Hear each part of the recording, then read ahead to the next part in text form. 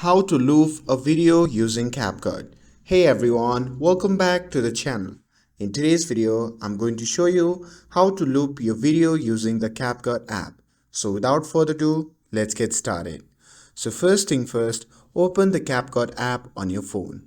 And after opening it, either select an existing project you want to work on, or you can even start a new one by tapping on New Project. Now next, choose the video that you want to loop from your gallery. And once your video is added, you'll see it in your timeline at the bottom. Now let's loop the video using the duplication method. To do that, simply tap on the clip to select it.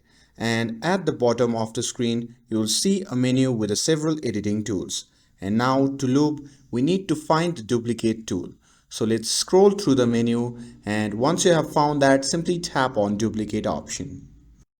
And after tapping on that, a copy of a video clip will appear right next to the original one in the timeline.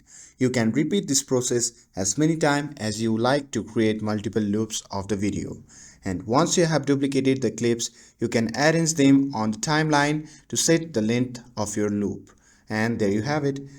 That's how you can loop your video using the CapCut app.